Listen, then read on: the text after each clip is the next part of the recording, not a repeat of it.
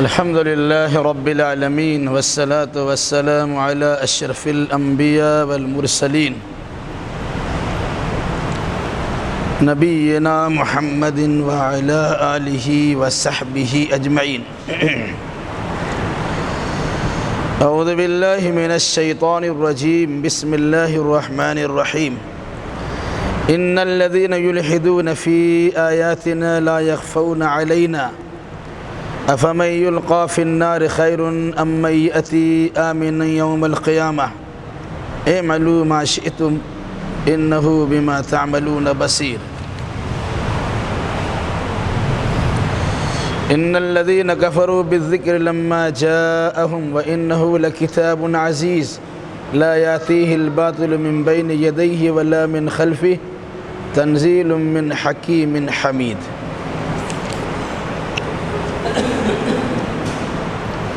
اس سے پہلے کی آیتوں میں مرنے کے بعد دوبارہ زندہ ہونے پر کچھ دلیلیں فراہم کی گئی تھی. بطور خاص رات و دن کے آنے جانے سے اور ساتھ ساتھ کھیتی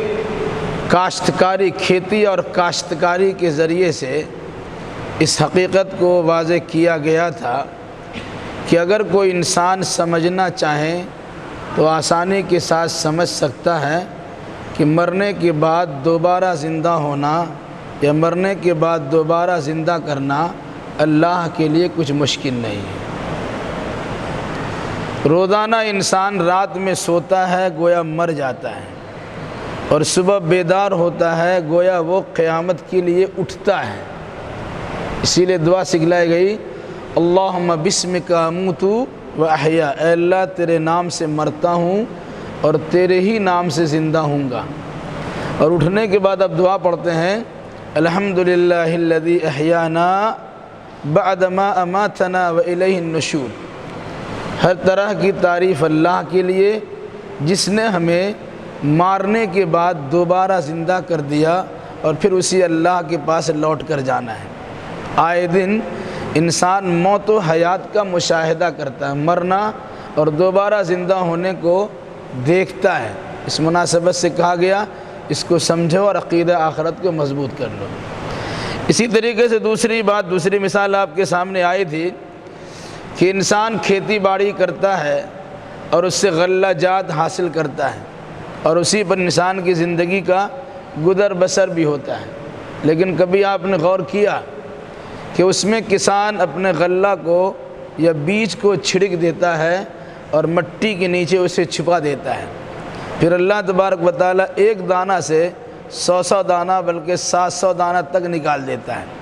تو جس اللہ کے حکم سے وہ ایک دانہ لہلہاتا درخت بن کر سینکڑوں دانہ دینے کے لیے تیار ہو جاتا ہے، اسی اللہ کا اگر زمین کو حکم ہو کہ مردہ اور میت کی شکل میں ہم نے تمہارے پاس اپنی امانتیں رکھی تھی، ہماری امانتیں واپس کرو، کیا وہ زمین کل قیامت کے دن اللہ کی امانت واپس نہیں کرے گی؟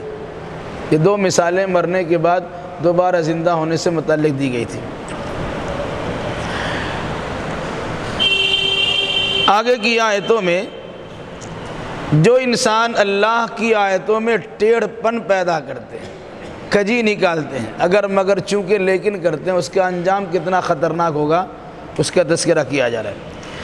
ان الذین یلحدون فی آیاتنا، جو لوگ ہماری آیتوں میں الحاد کرتے ہیں، کجروی اختیار کرتے ہیں، آیت کا معنی کچھ سے کچھ بتاتے ہیں، اس میں کسی قسم کی تبدیلی اور تغیر و تبدل کرنا چاہتے ہیں، چاہے لفظی اعتبار سے ہو چاہے معنوی اعتبار سے ہو. تو وہ لوگ سن لیں لا یخفون علینا، وہ ہم سے پوشیدہ نہیں ہے. یہ در حقیقت دھمکی آمیز جملہ ہے. اگر ہماری آیتوں کی خلاف ورزی کرو گے تو ایسا نہیں ہے کہ تم ہماری نگاہوں سے پوشیدہ ہو. ہم جب چاہیں جس طرح چاہیں تمہاری پکڑ کر سکتے ہیں اور تمہاری گرفت کر سکتے ہیں. اس لیے ہماری آیتوں میں کجروی اپنانے سے پرہیز کرو. اس کا معنی غلط سلط بیان کرنے سے بچا کرو۔ سورہ بقرہ کے شروع میں یہ بات آ چکی ہے کہ آیتوں میں کجروی کی کیفیت کیا ہوتی تھی، تھوڑا سا اگر اسے ٹان کے پڑھ دیا گیا تو معنی پورا بدل جاتا تھا۔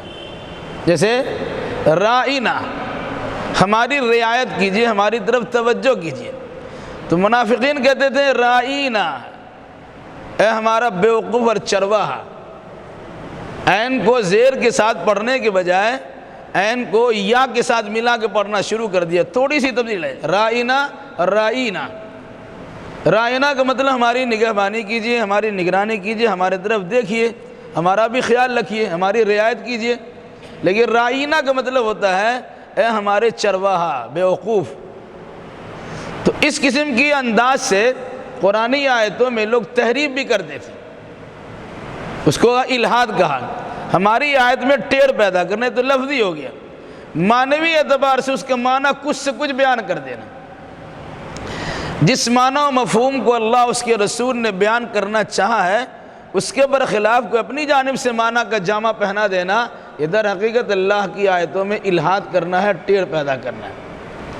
یہ اس کے علاوہ تیسرا معنی یہ بھی ہے کہ جہاں ہماری آیتیں سنائی جا رہی ہیں اس آیتوں کے سمجھنے کے لوگ آ رہے ہیں اور اس راستے میں رکاوٹ ڈال دیتے ہیں۔ تو کہا جو لوگ ہماری آیتوں میں ٹیڑھ پیدا کرتے ہیں، یہ ہماری آیتوں میں کجروی تلاش کرتے ہیں، یہ ہماری آیتوں کو بدل دیتے ہیں، یہ ہماری آیتوں کا مفہوم غلط بیان کرتے ہیں، وہ سن لے لا یخفون علینا، وہ ہم سے پوشیدہ نہیں ہیں۔ مطلب ہم تمہاری حرکتوں کو دیکھ رہے ہیں، جب چاہیں گے، جیسے چاہیں گے، جس طرح چاہیں گے ہم تمہیں دبا سکتے ہیں اور تباہ و برباد کر سکتے ہیں۔ اس لیے اللہ کی آیتوں میں کجروی اختیار کرنے سے آدمی کو پرہیز کرنا چاہیے۔ افمن یلقی فی النار خیر ام من یأتی آمنا یوم القیامہ، کیا وہ انسان جو جہنم میں ڈالا جائے گا بہتر ہے یا وہ انسان جو کل قیامت کے دن ہمارے پاس بڑے اطمینان و سکون سے آئے گا وہ بہتر ہے؟ جو انسان اللہ کی آیتوں میں کجروی اپناتا ہے وہ تو جہنم میں ڈالا جائے گا۔ جو انسان اللہ کی آیتوں کو اللہ اس کے رسول کے منشا کے مطابق سمجھتا ہے اور اس پر ایمان لاتا ہے، ایسا انسان کل قیامت میں بڑے امن و امان اور اطمینان و سکون کے ساتھ آئے گا۔ اب آدمی کا اختیار ہے، چاہے جہنم میں جانے کے لیے تیار ہو، چاہے امن و شانتی کا تمغہ لینے کے لیے تیار ہو۔ اس کے بعد قرآن کا اعملوا ما شئتم، اب تمہارا اختیار ہے، جو چاہو عمل کرو، تم جہنمی عمل کرو کہ جنتی عمل کرو۔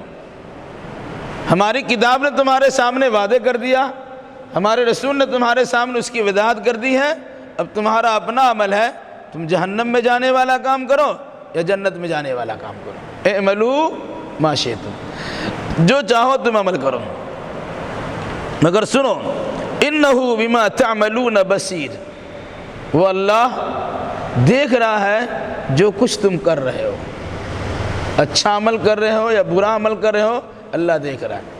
یہاں برا سے برا عمل کیجئے، لوگوں کے سامنے اچھا بن کے رہیے، سمجھتا اچھا ہی ہوگا۔ آپ کسی کے ساتھ میں رہیے، ساتھ بڑے اچھے انداز میں نبھاتے ہیں، لیکن پیچھے جا کر انہی کی جڑ کاٹنے میں لگے رہتے ہیں، شکوہ شکایت کا انبار بنا رہتا ہے، پوری مجلس آپ کی اسی بات میں لگی رہتی۔ تو ہم تو آپ کو جانتے نہیں ہیں، کوئی آپ کو جانتا نہیں ہے، تو اچھا لگتا ہے چونکہ آپ نے سامنے اچھی بات کی ہے، ماشاءاللہ اچھے لوگ آپ ہیں، لیکن آپ کی منافقت کا اور نفاق کا پردہ جب فاش ہوگا تب پتہ چلے گا کہ آپ کس انداز کے لوگ ہیں اور آپ کے ساتھ کیسا برتاؤ ہونا چاہیے۔ تو اب نہ ادھر کے رہیں گے نہ ادھر کے رہیں گے، لا الہ الا ولا الہ الا، نہ ادھر کے رہیں نہ ادھر کے رہیں، جس کی مخالفت کر رہے ہیں اس کی نگاہ میں گریں گے، اور جب پتہ چلے گا کہ آپ کا حال ہی یہی ہے کہ ایک دوسرے کے پیچھے پڑے رہتے ہیں تو وہ بھی آپ کو دھتکار کے بھگا دیں گے۔ تو جہاں بیٹھ کے ٹھٹھا مخول کرتے ہیں اور آرام و سکون کے ساتھ مزے لے لے کر کسی کے خلاف کارروائیاں کرنے کو تیار رہتے ہیں، جڑ کاٹنے میں لگے رہتے ہیں، تو وہ بندوں سے مخفی ہے لیکن اللہ سے پوشیدہ تو نہیں ہے۔ اس لیے قرآن نے کیا کہا، اعملوا ما شئتم انہ بما تعملون بصیر، تم کو جو کرنا ہو کر لو، اچھا عمل کرنا ہو کہ برا عمل کرنا ہو، اللہ تمہارے عملوں کو دیکھ رہا ہے۔ اچھا عمل کرو گے اچھا بدلہ ملے گا، برا عمل کرو گے اس کی سزا تم کو مل کے رہے گی۔ اللہ کے یہاں لباکی نہیں چلے گی، طلاقت لسانی نہیں چلے گی، اپنے زبان درازی آپ کی نہیں چلے گی۔ اللہ اور اس کے فرشتوں کو سمجھا نہیں لیجیے گا، نہیں میرا مطلب تو یہ تھا، میرا مطلب یہ تھا، یہاں کچھ سے کچھ بیان کر کے چلے آئیے اور مفہوم بیان کرنے میں تو بڑا استاد ہوتے ہیں، نہیں میرا مقصد یہ تھا۔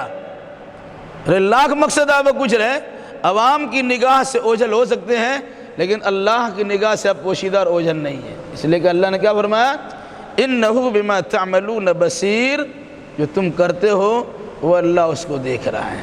اس لیے جہنم میں نہیں جانا چاہتے ہو تو جہنمی سارے اعمال سے گریز کرو، جنت میں جانا چاہتے ہو تو جنتی اعمال بجا لانے کی بھرپور کوشش کرو۔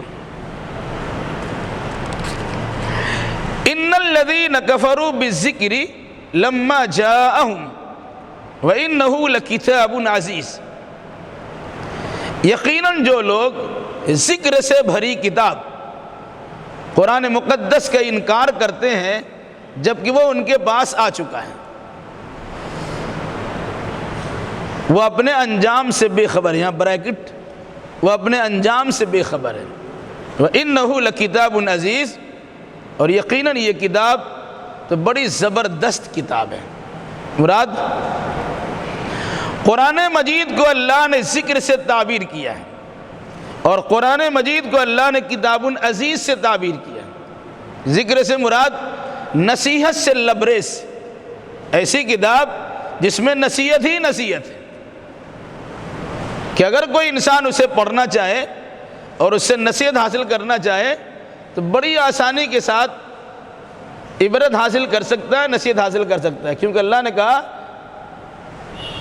وَلَقَدْ يَسَّرْنَا الْقُرْآنَ لِلذِّكْرِ فَهَلْ مِن مُدَّكِرٍ، ہم نے قرآن کو عبرت و نصیحت کے لیے آسان بنا دیا ہے کوئی عبرت و نصیحت حاصل کرنے والا؟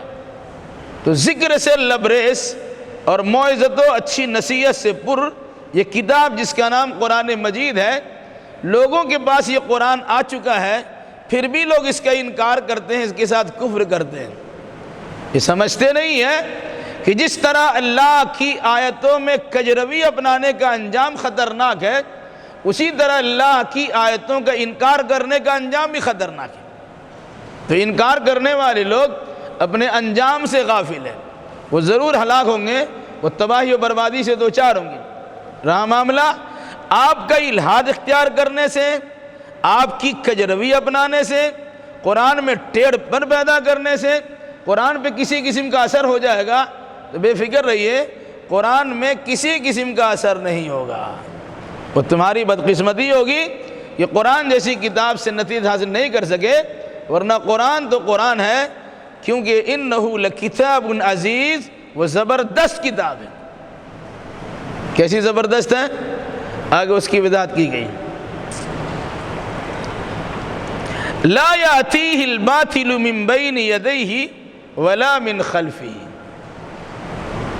قرآن کتاب عزیز ہے، زبردست کتاب ہے، مضبوط و محفوظ کتاب ہے، اس میں آگے پیچھے سے کسی قسم کی ملاوٹ ہی نہیں ہو سکتی۔ لا یاتیہ الباطل من بین یدیہ، باطل اس پر پھٹک ہی نہیں سکتا آگے سے، ولا من خلفہ، اور نہ پیچھے سے۔ اس کے کئی مفہوم بتلائے گئے۔ ایک مفہوم تو یہ ہے، ایسا نہیں ہو سکتا کہ قرآن مقدس کی کسی آیت کو شروع سے کاٹ دیا جائے اور آخر میں بڑھا دیا جائے۔ لوگ ایسا کرتے بھی ہیں کہ اگر کوئی انسان ایسا کرنا بھی چاہے گا تو کر نہیں سکے، کرے گا فوراً اس کا پردہ فاش ہو جائے گا۔ دوسرا مفہوم یہ ہے، لا یاتیہ الباطل من بین یدیہ ولا من خلفہ، ابھی جب قرآن کا نزول ہو رہا ہے تو کوئی انسان قرآن کے مقابلے میں کھل کر نہیں آ سکتا کہ ہم اس کا جواب دے دیں گے، یا قرآن مجید کی کسی مضمون کی تردید نہیں کر سکتا ہے اس میں یہ جھول ہے، یہ غلط ہے اور غلط بیانی سے کام لیا گیا۔ ولا من خلفی، آئندہ بھی کوئی ایسا علم ایجاد نہیں ہو سکتا ہے جو قرآن مقدس کے کسی مفہوم کو غلط ثابت کر دے۔ قرآن نے جس چیز کو کہہ دیا وہ شروع میں بھی سچ ہے اور آخر میں بھی سچ رہے گا۔ ایسا نہیں ہے کہ آج کے عربی داں افراد بھی قرآن مقدس کا مقابلہ کر سکے اور قرآن جیسی کتاب لا کے پیش کر دے، اور ایسا بھی نہیں ہو سکتا ہے کہ صبح قیامت تک کچھ لوگ کھڑے ہو جائے اور کہا تمہارے قرآن میں جو بات بیان کی گئی وہ خلاف حقیقت ہے، سائنس اس کے برخلاف کہتی ہے۔ نہیں، سائنسی ایجادات و اکتشافات نے حقیقت پر سے پردہ ہٹا دیا ہے۔ 1450 سال پہلے جس حقیقت کا اظہار قرآن نے کیا ہے، آج اسی کی خوشہ چینی کر رہی ہے یہ سائنس، اور اسی سلسلے میں رہنمائی کر رہی، بلکہ اس کی تصدیق کر رہی۔ ہر جاندار کی زندگی موقوف ہے پانی پر، جو قرآن نے 1450 سال پہلے بیان کیا تھا، آج سائنسداں وہی کہتے ہیں۔ اسی انداز سے جتنی بھی چیزیں ہیں، جتنی بھی اڑان بھر لیں، جتنا بھی پرواز کر جائے، جتنی بھی اونچائی کو پہنچ جائے، قرآن نے جس حقیقت کو بیان کیا ہے کوئی انسان اس حقیقت کا دلیل کے ساتھ انکار نہیں کر سکتا ہے۔ بے دلیل انکار کرنے والے تو بے شمار نہیں مانتے، لیکن دلیل سے انکار کرنا اور قرآن کی کسی بات کو غلط ثابت کر دینا یہ انسان کے بس کے باہر کی بات ہے۔ کیوں؟ قرآن مخلوق کا کلام نہیں ہے، یہ خالق کا کلام ہے۔ اسی کو اللہ نے کیا فرمایا؟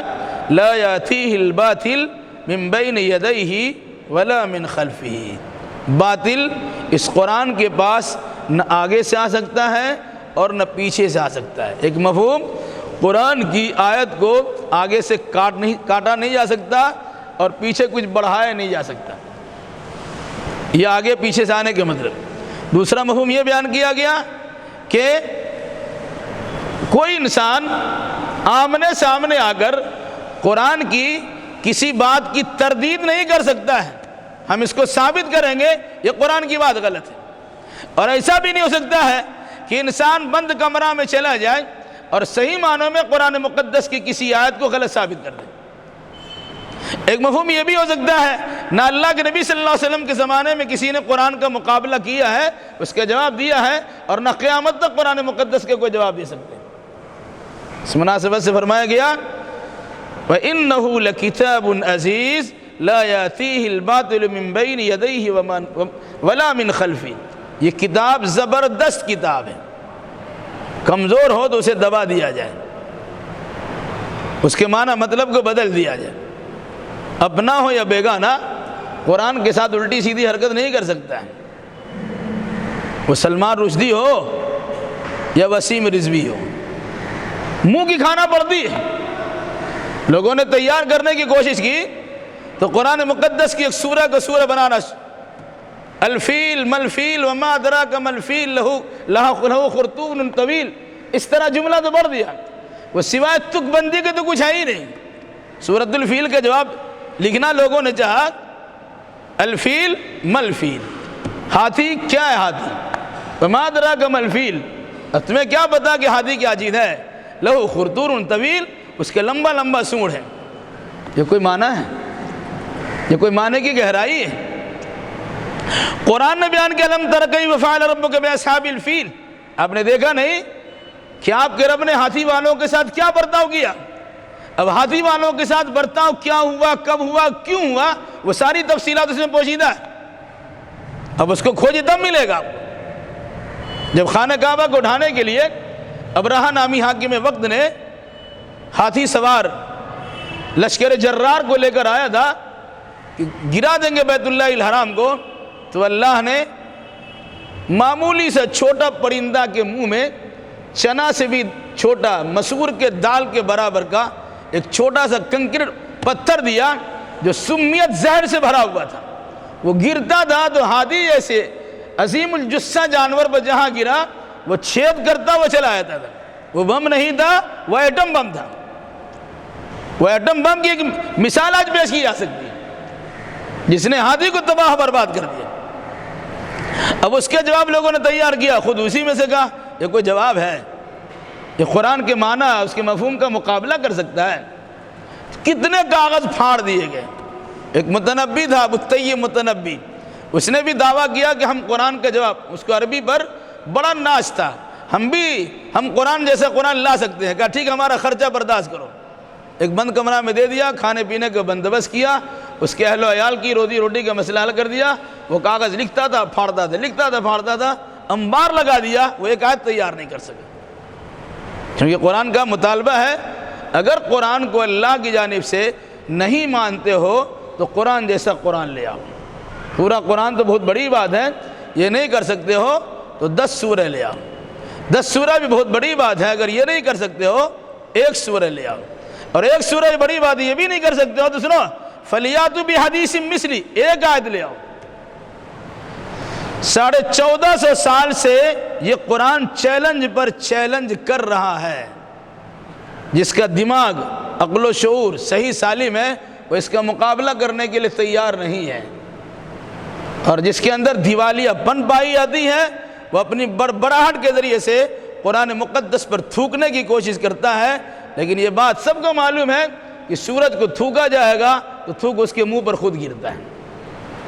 جواب دینے کے لیے آدمی تیار ہوتا ہے لیکن جواب بن نہیں پڑتا، کیونکہ قرآن نے کہا فَإِن لَّمْ تَفْعَلُوا وَلَن تَفْعَلُوا، تم اگر ایسا کر نہیں سکو اور کر بھی نہیں سکو گے تو فَاتَّقُوا النَّارَ الَّتِي وَقُودُهَا النَّاسُ وَالْحِجَارَةُ أُعِدَّتْ لِلْكَافِرِينَ، اس جہنم کی آگ سے ڈر جاؤ جس کا ایندھن یا تو انسان ہوگا یا پتھر ہوگا، یہ آگ کافروں کے لیے تیار کی گئی۔ کیا کہا قرآن نے؟ یہ قرآن زبردست کتاب ہے، نہ باطل اس کا سامنا سامنے سے کر سکتا ہے اور نہ باطل اس پر حملہ پیچھے سے کر سکتا ہے۔ پھر کیا ہوگا؟ تنزیل من حکیم حمید، ایسا کیوں؟ اس لیے کہ یہ کتاب نازل کی گئی ہے حکمت والے اللہ کی طرف سے اور قابل تعریف اللہ کی طرف سے۔ اللہ خود مضبوط ہے، اس کا کلام بھی مضبوط ہے۔ اللہ حکیم ہے، اس کا کلام حکمت سے پر ہے۔ اللہ قابل تعریف ہے، اس کا کلام بھی قابل تعریف ہے۔ کوئی انسان اللہ کی تعریف کر کے سوچ لے کہ ہم نے تعریف کہاں قطع کر دیا، نہیں کر سکتا۔ اسی طرح کوئی انسان قرآن کی تفسیر کر کے سوچ لے کہ ہم نے قرآن کی تفسیر کہاں قطع کر دیا، نہیں ہو سکتا۔ یہ خود قابل تعریف ہے، سب مخالفت کرے تب بھی قابل تعریف ہے، سب موافقت کرے تب بھی قابل تعریف ہے۔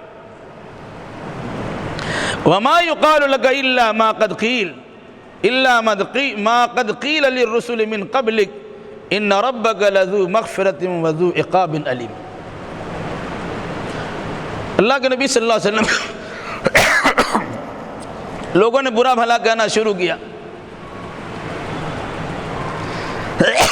جب تک آپ خاموش رہے لوگ ٹھیک ٹھاک تھے، لیکن جس دن آپ نے بتوں کے خلاف آواز اٹھائی اور قرآن کی حقانیت کو لوگوں کے سامنے بیان کرنا شروع کیا، لوگ آپ کے مخالف ہو گئے۔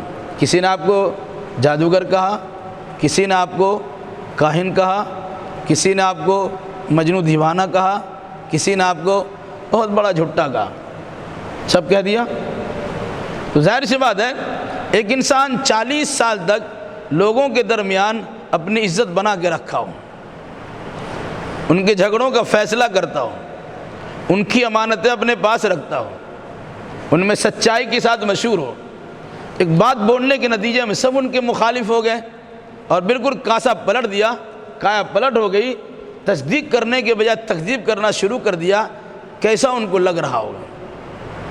تو اللہ نے اللہ کے نبی صلی اللہ علیہ وسلم کو تسلی دی کہ آپ کوئی نئے نہیں ہیں، آپ سے پہلے بھی بے شمار انبیاء و مرسلین تشریف لا چکے ہیں اور سبوں کے ساتھ لوگوں کا برتاؤ ایسے ہی رہا ہے، جیسا آپ کو کہا جا رہا ہے ویسے آپ سے پہلے نبیوں کو کہا جا چکا ہے۔ اس لیے سوچ لیجئے کہ اس میں سب سے بڑا مقام آپ کا ہے تو سب سے زیادہ آپ کے ساتھ پریشانی آئے گی۔ کوئی چھوٹا محلہ کے لیے، کوئی علاقے کے لیے، کوئی گاؤں کے لیے، کوئی خاص وقت کے لیے نبی تھے، اسی زمانے تک کے لیے ان کو ستایا جا رہا تھا۔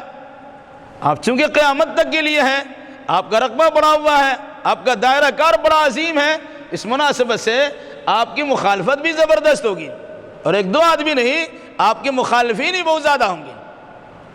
تو یہ صبر اور تسلی سے کام لیجئے کہ آپ کوئی نئے نہیں ہیں، آپ سے پہلے بھی جن لوگوں نے آپ جیسا کام کیا ہے ان کے ساتھ لوگوں کا برتاؤ ایسے ہی رہا ہے۔ کیا کہا قرآن نے؟ ما یقال لک، نہیں کہا جاتا ہے آپ سے، الا ما قد قیل للرسل من قبلک، مگر وہ بات آپ سے پہلے رسولوں کو کہی جا چکی ہے۔ کہے جادوگر ہیں، آپ کو بھی کہتے جادوگر ہیں۔ کہے کاہن ہیں، آپ کو بھی کہتے کاہن ہیں۔ کہے دیوانہ پگلا ہو گیا ہے، آپ کو بھی کہتے پاگل ہیں۔ کہا یہ لوگ بڑے جھوٹے ہیں، آپ کو بھی جھوٹے کہتے ہیں۔ تو جتنی باتیں آپ کے ساتھ کہی جا رہی ہیں وہ سب پہلے کہی جا چکی ہیں، اور جس قسم کی مخالفت آپ کی ہو رہی ہے اس قسم کی مخالفت آپ سے پہلے آپ جیسے لوگوں کے ساتھ کی جا چکی ہے۔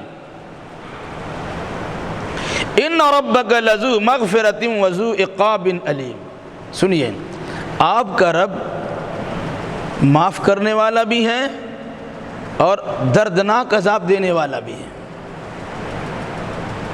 یہ بات بتا کر اللہ کے نبی صلی اللہ علیہ وسلم کو ایک طرف تسلی بھی دی گئی ہے اور دوسری طرف قوموں کو خبردار بھی کیا گیا ہے۔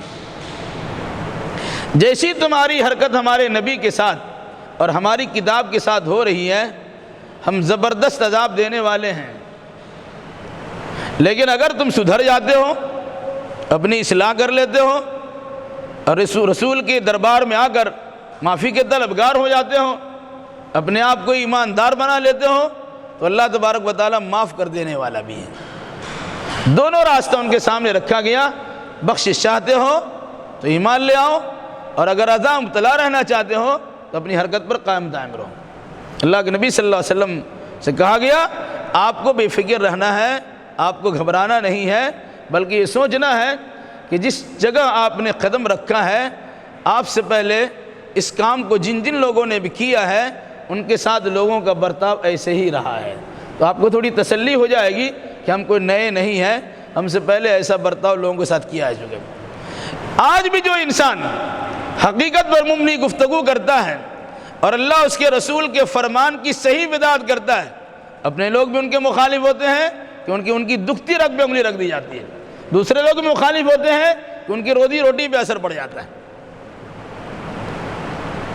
تو ایسے موقع پر یہ سوچنا چاہیے کہ آپ کو کوئی سرخاب کا پر لگا ہوا نہیں ہے، اب انبیاء و مرسلین سے بہتر نہیں ہے۔ دنیا میں سب سے بہتر انسان کو سب سے زیادہ ستایا گیا، آج اس بہتر انسان کے نقش قدم پر چلتے ہوئے اس بہتری کے پیغام کو لوگوں تک پہنچائیں گے تو آپ کی بھی زبردست مخالفت کی جا سکتی ہے، اس لیے مخالفت کے لیے تیار رہیے۔ اور یہ بھی یاد رکھیے، اگر آپ کی مخالفت نہیں ہو رہی ہے اس کا مطلب ہے کہ آپ بھی مخلص نہیں ہیں، آپ کے سامنے آپ جیسی بات اور ان کے سامنے ان کی جیسی بات کرنے والے ہیں۔ کسی مجمع میں بیٹھے ہوئے ہیں، بڑے لوگ ہیں، غلط کام کر رہے ہیں، آپ زبان بند کرتے ہیں، نگاہ چھپ بچا لیتے ہیں یا اٹھ کے چلے جاتے ہیں، وہی غریب آدمی کو حرکت کرنا شروع کرتے ٹھاڑ دیتے ہیں، اس کا مطلب ہے کہ آپ مخلص نہیں ہیں۔ اگر آپ کے ساتھ آپ کی قوم کی جانب سے اپنے بیگانے کی طرف سے حق بات کے بولنے پر مخالفت نہیں ہو رہی ہے، اس کا مطلب سمجھنا چاہیے کہ آپ حق بیانی کرنے میں کسی نہ کسی اعتبار سے کمی کر رہے ہیں۔ کلیئر کٹ بات کیجئے، سود حرام ہے تو حرام ہے، آپ کے لے لینے سے اور امام صاحب کے کھا لینے سے وہ حلال نہیں ہو جائے گا۔ چوری چماری ڈکیتی رہزنی کرنا غلط ہے تو غلط ہے۔ اگر کسی آدمی کو لمبا کچھ جبہ اپنے پہنا دیا اور کرتا پیجامہ پہنا دیا، کھانے پینے کی مجلس سجا لی اور بڑے بڑے ہوٹلوں میں کھلا پلا دیا، ائمہ مجتہدین ہمارے پاس موجود ہیں، وہ حلال ہو جائے گا؟ کبھی نہیں ہوگا۔ تو یاد رکھیے گا، اس قسم کی حرکتوں سے ہمارا کام صحیح نہیں ہو جاتا ہے، جو غلط ہے وہ غلط ہے۔ قرآن نے کیا کہا؟ یہ وہی بات ہے جو آپ سے پہلے لوگوں سے کہی جا چکی ہے، اس لیے جو آپ سے کہا جا رہا ہے آپ اس پہ صبر کیجئے۔ رہا معاملہ اللہ کا، اگر یہ توبہ استغفار کریں گے تو اللہ بخش بھی سکتا ہے، اور اگر توبہ استغفار نہیں کر سکتے ہیں تو اللہ تبارک و تعالیٰ زبردست عذاب بھی دے سکتا ہے۔ وَلَوْ جَعَلْنَاهُ قُرْآنًا أَعْجَمِيًّا وَلَوْ جَعَلْنَاهُ قُرْآنًا أَعْجَمِيًّا لَقَالُوا لَوْلَا فُصِّلَتْ آيَاتُهُ أَعْجَمِيٌّ وَعَرَبِيٌّ قُلْ هُوَ لِلَّذِينَ آمَنُوا هُدًى وَشِفَاءٌ وَالَّذِينَ لَا يُؤْمِنُونَ فِي آذَانِهِمْ وَقْرٌ وَهُوَ عَلَيْهِمْ عَمًى أُولَٰئِكَ يُنَادَوْنَ مِن مَّكَانٍ بَعِيدٍ۔ اگر ہم اسے اجمی قرآن بنا دیتے، عربی کے علاوہ کسی اجمی زبان میں قرآن کو نازل کر دیتے، لقالوا لولا فصلت آیاتہ، تو یہی لوگ کہتے کیوں نہیں اس کی آیتوں کی وضاحت کی گئی، اعجمی و عربی، یہ قرآن اجمی ہے اور مخاطب عربی۔ ہوا کیا تھا، کچھ لوگوں نے سوال کیا، بلکہ اعتراض کیا کہ محمد صلی اللہ علیہ وسلم جو عربی قرآن سنا رہے ہیں یہ تو عربی جانتے ہیں، یہ الگ سی بات ہے، پڑھے لکھے نہیں ہیں، لیکن عربی تو جانتے ہیں، انہوں نے اپنی طرف سے بنا لیا ہے۔ اعتراض کرتے ہوئے کہا کہ واقعی اگر اللہ تبارک و تعالیٰ قرآن بھیجنا تھا تو اجمی میں بھیج دیتا، جیسے عبرانی زبان میں بھیجا گیا تھا تورات کو، اسی طرح قرآن کسی دوسری زبان میں بھیج دیا جاتا، تب سمجھ میں آتا کہ محمد اپنے طرف سے بیان کرتے کہ نہیں بیان کرتے ہیں، وہ تو عربی جان رہے تھے اس لیے بیان کر دیا۔ یہ الٹی بٹی پڑھائی۔ تو اللہ نے کیا کہا، اگر ہم اس قرآن کو اجمی میں نازل کر دے تو پھر یہی لوگ کہتے یہ کیا معاملہ ہے، ہماری زبان تو عربی ہے اور قرآن بھیجا اجمی میں، قرآن کی بات ہم کو سمجھ ہی میں نہیں آتی، ہم کیسے مان لیں؟ قرآن عربی میں اور اس کے مخاطب نبی بھی عربی اور عوام بھی عربی، تو عربی جاننے والے پر اجمی زبان پیش کی جائے وہ کیا سمجھیں گے؟ تو دونوں طرح سے اعتراض کر دیا۔ ایک طرح اعتراض یہ کیا کہ قرآن کو گڑھ لیا اس لیے کہ ان کو عربی آتی ہیں، دوسرے طرف اعتراض کیا کہ اگر ہم قرآن کو اجمی میں نازل کر دیتے، عرب کے علاوہ کسی زبان میں نازل کر دے، یہی لوگ کہتے کہ کیا بات ہے، ہم تو ہماری زبان تو عربی ہے اور اس قرآن کی زبان اجمی ہے، ہمارے کچھ پلے پڑنے والی نہیں ہے، بیکار کی ہمیں سناتے ہو۔ دوسری بات، قل هو للذین آمنوا ھدی وشفاء، اے نبی کہہ دیجئے یہ قرآن ایمان والوں کے لیے ہدایت بھی ہے اور ذریعہ شفا بھی ہے، والذین لا یؤمنون فی آذانہم وقر وہو علیہم عمی، اور جو لوگ ایمان نہیں لاتے ہیں ان کے لیے ان کے کان میں گرانی کا سبب ہے اور ان کی آنکھوں کے سامنے پٹی لگی ہوئی ہے۔ اولئک ینادون من مکان بعید، یہ وہ لوگ ہیں ایسا لگتا ہے انہیں کسی دور کی جگہ سے بلایا جا رہا ہے۔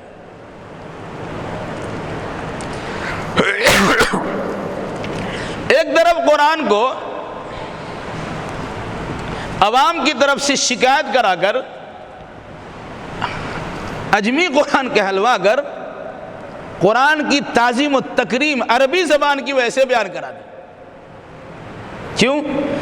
اجمی کسی زبان میں کسی حقیقت کو اس طرح بیان نہیں کیا جا سکتا جس طرح عربی کے معمولی سے الفاظ سے یا معمولی جملوں میں بیان کر دیا جائے۔ یہ معنی کا سمندر پنہا ہوتا ہے عربی زبان کے معمولی سے الفاظ میں، دوسروں کے لمبا لمبا جملہ آپ کو استعمال کرنا پڑے گا تب بات بتا سکیں گے، لیکن عربی میں معمولی سا جملہ استعمال کیجئے اور بڑی بڑی باتیں اس میں چلی جاتی ہیں۔ ایک طرف عربی کی فضیلت بیان کر دی گئی، دوسری جانب اگر کوئی انسان بہانہ بناتا ہے عربی نہیں جاننے کا تو ان کو بہانہ بنانے کی ضرورت نہیں ہے، کیونکہ اللہ تبارک و تعالیٰ نے اپنے فضل و کرم سے ہر زندہ زبان میں جو زبان لکھی جاتی ہے اور جو زبان پڑھی جاتی ہے اس زبان میں قرآن مجید کا ترجمہ کروا دیا ہے۔ اب آج کے دور میں قرآن نہیں سمجھنے کا بہانہ نہیں بنا سکتے، نہیں سمجھ سکتے وہ عربی میں ہے، نہیں جاننا یہ عذر نہیں، یہ جرم ہے، آپ کو عربی جاننا چاہیے۔ اب اگر عربی نہیں جانتے ہیں اور پھر قرآن نہیں سمجھنے کا دعویٰ کرتے نہیں سمجھ سکتے ہیں تو اللہ نے عذر ختم کر دیا کہ جس زبان میں آپ سمجھتے ہیں اسی زبان میں ترجمہ کرا دیا۔ انگریزی پڑھتے ہو ترجمہ اسی میں لے لو، بنگلہ جانتے ہو اسی میں ترجمہ لے لو، ہندی پڑھتے ہو اسی میں ترجمہ لے لو۔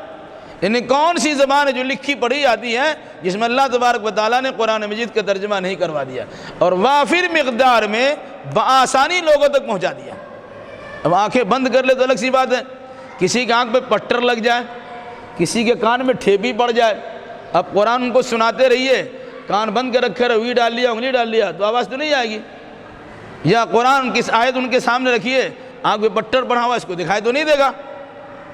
اسی قرآن نے کیا کہا، قل هو للذین آمنوا ھدی وشفاء، کہہ دیجئے جو لوگ ایمان لائے ہیں ان کے لیے کتاب تو ہدایت کا ذریعہ بھی ہے اور شفا کا ذریعہ بھی ہے۔ ہدایت صحیح رہنمائی کرنے والی کتاب ہے، غلط اور صحیح میں تمیز کرنے والی کتاب ہے۔ شفا جسمانی بیماری کا بھی علاج ہے اور روحانی بیماری کا بھی علاج ہے۔ کفر اور شرک اور نفاق اور اوہام و خرافات، یہ سب اندرونی بیماری ہے، اس کے لیے بھی شفا ہے۔ اور جسم کے اندر بہت ساری بیماریاں بھی ہو جائیں، جسمانی امراض لاحق ہو جائے، جہاں ڈاکٹروں کی پہنچ ختم ہو جاتی، وہاں اللہ کی آیتوں سے شفا یابی کی امید رکھیے، اللہ ضرور شفا دے دے گا۔ تو اللہ نے اسے شفا بھی کہا ہے۔ پھر اس کے بعد کیا کہا؟ وَالَّذِينَ لَا يُؤْمِنُونَ، جو ایمان نہیں لاتے، فی آذانہم وقر، ان کے کان میں ٹھیپی ہے، روئی ٹھونسا ہوا ہے، انگلی ڈالا ہوا ہے، وَهُوَ عَلَيْهِمْ عَمًى، اور وہ اس کے سامنے پٹی بھی لگی ہوئی ہے۔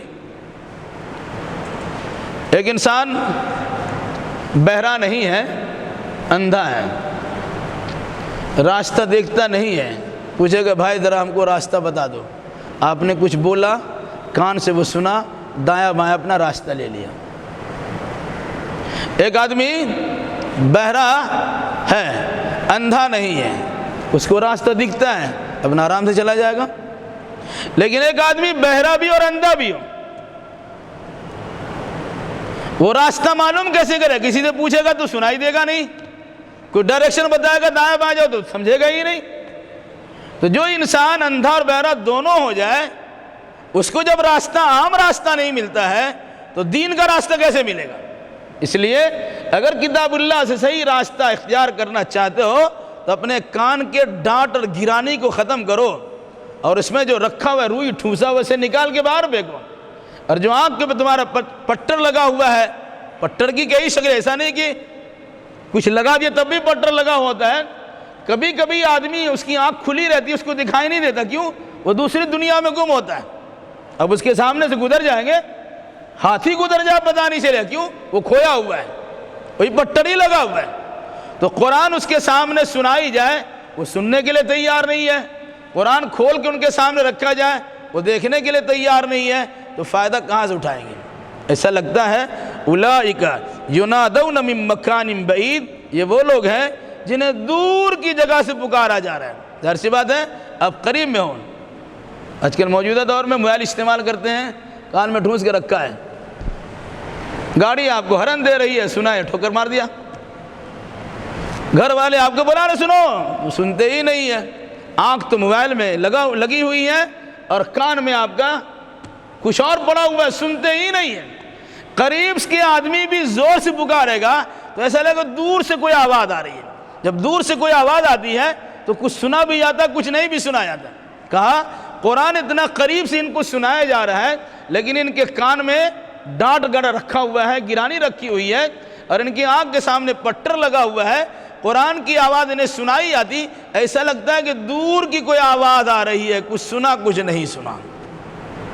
یہ صورتحال کفار مشرکین کے بارے میں، منکرین کے بارے میں بتائی گئی، اور افسوس ہے یہ صورتحال ہمارے سامنے بھی ہے۔ آج مجلس میں، درس کی مجلس میں لوگ رہتے ہیں، جس میں سے یہاں حاضر ہیں، مسجد میں جمعہ کے دن خطبہ سننے کے لیے امام کے سامنے بیٹھے ہوئے ہیں، لیکن اس کے دماغ کہیں اور ہوتا ہے۔ نماز پڑھتے ہوئے اللہ کے سامنے انسان کھڑا ہے، لیکن اپنے دکان کا حساب کرتا رہتا ہے، نہیں ہے؟ تو قلب غافل کی دعا اللہ قبول نہیں کرتا ہے۔ تو جو انسان غفلت کرے گا، اور غفلت کے ساتھ تسبیح کر بس کر لیجئے گا، تو اللہ کے منشا و مراد کے مطابق آپ نہیں کریں گے، اس کا اعتبار نہیں ہوگا۔ اس لیے قرآن نے کیا کہا؟ یہ ایسے لوگ ہیں جیسے کہ ان کو بہت دور کی جگہ سے بلایا جا رہا ہے، جبکہ بالکل قریب ہے۔ اب اگر قرآن کو دور کر دیں گے یا دور ہو جائیں گے تو دور ہی رہیے آپ، پھر اللہ کی رحمتوں سے بھی دور ہو جائیں گے۔ اللہ ہمیں اور آپ کا جملہ مسلمانوں کو کتاب و سنت کی روشنی میں عقیدہ اعمال بجا لانے کی توفیق مرحمت فرمائیں۔ قول قولی ھذا واستغفر اللہ لی ولکم ولسائر المسلمین، وآخر دعوانا ان الحمد للہ رب العالمین۔